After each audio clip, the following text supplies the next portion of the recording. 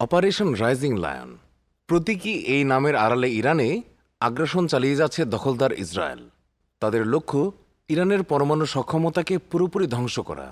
Netanyahu প্রশাসনের বিশ্বাস 2 থেকে 3 সপ্তাহের মধ্যেই তারা লক্ষ্য পূরণ করে ঘরে ফিরতে পারবে। কিন্তু প্রশ্ন হচ্ছে, দশকের পর দশক ধরে ইরান যেই সক্ষমতা অর্জন করেছে, কেউ চাইলেই কি কয়েকদিনের মধ্যে তা ধ্বংস করে দিতে পারবে? এই প্রশ্নের উত্তর খুঁজতে গিয়ে বেরিয়ে আসছে গুরুত্বপূর্ণ কিছু তথ্য। বিশেষজ্ঞদের মতে ইরানের পরমাণু সক্ষমতা ধ্বংস তো দূরের কথা, তার কাছাকাছি পৌঁছানো অসম্ভব ইসরায়েলের পক্ষে। তাহলে কিসের ভরসায় লক্ষ্য পূরণের স্বপ্ন দেখছে ইসরায়েল? নাকি ইসরায়েলকে সামনে রেখে অন্য কেউ ইরানকে দিয়ে ভয়ঙ্কর খেলায় মেতে উঠতে চাইছে? ভান্ডারে বিশ্বের অত্যাধুনিক সব অস্ত্র থাকার পরে কেন ইরানের পরমাণু সক্ষমতা ধ্বংস করতে পারছে না ইসরায়েল? জেনে বুঝেই কি মিথ্যে গল্প সাজাচ্ছে ইসরায়েল এবং যুক্তরাষ্ট্র? এইসবের বিস্তারিত থাকছে এখনকার প্রতিবেদনে। গত শুক্রবার থেকে ইরানের সামরিক ঘাঁটি এবং একাধিক পারমাণবিক স্থাপনায় আক্রমণ চালিয়ে আসছে ইসরায়েল। কিন্তু বলার মতো কোনো সাফল্যের দেখা পায়নি দেশটি। সাফল্যের দেখা মিলবে সেই আশাও খুঁজে পাচ্ছেন না বিশ্লেষকরা। উল্টো প্রশ্ন উঠছে, চাইলেই কি ইরানের পরমাণু কর্মসূচিকে পুরোপুরি ধ্বংস করা সম্ভব? জানা গেছে ইরান তার পারমাণবিক স্থাপনাগুলোর নকশার বাড়তি নিরাপত্তা ব্যবস্থা রেখেছে।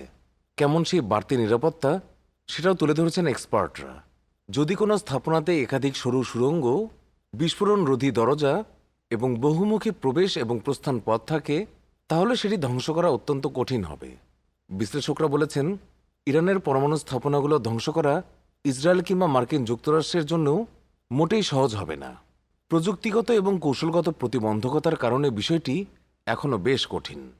শুধু ইসরায়েলকে বিবেচনায় নিলে তা অসম্ভব ব্যাপার।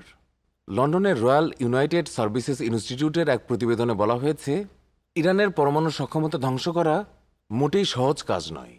এর জন্য ব্যাপক মাত্রার অস্ত্রশক্তি এবং যুক্তরাষ্ট্রের সক্রিয় সহায়তার প্রয়োজন হবে। তবু সফলতা নিশ্চিত নয়, বিশেষত যেসব পারমাণবিক স্থাপনা গভীরভাবে মাটির নিচে গড়ে তোলা হয়েছে, সেগুলো লক্ষ্যবস্তুতে পরিণত করাটা অত্যন্ত কঠিন হবে। ইসরায়েলের হামলায় নাতানজের প্রধান ইউরেনিয়াম সমৃদ্ধকরণ স্থাপনাটি আঘাতপ্রাপ্ত হলেও মাটির নিচে থাকা প্রকৃত স্থাপনাগুলো কতটা ক্ষতিগ্রস্ত হয়েছে তা অবশ্য জানা যায়নি। নাতানজের ইউরেনিয়াম সমৃদ্ধকরণ যন্ত্রপাতি ঠিক কত গভীরে রয়েছে তা পরিষ্কারভাবে জানা না গেলেও অনুমান করা যায় এটি প্রায় 8 মিটার গভীরে রয়েছে। প্রতিবেদনে দেয়া তথ্য মতে ইসরায়েলের হাতে থাকা বোমাগুলো সর্বোচ্চ 6 মিটার গভীরতা পর্যন্ত ভেদ করতে পারে। এটি নির্ভর করে মাটির গঠন এবং কংক্রিটের শক্ত স্তরের উপর। ইরানের আরেকটি গুরুত্বপূর্ণ স্থাপনা হচ্ছে ফোর্দো পারমাণবিক প্ল্যান্ট, যা আরও গভীরে অবস্থিত বলে মনে করা হয়।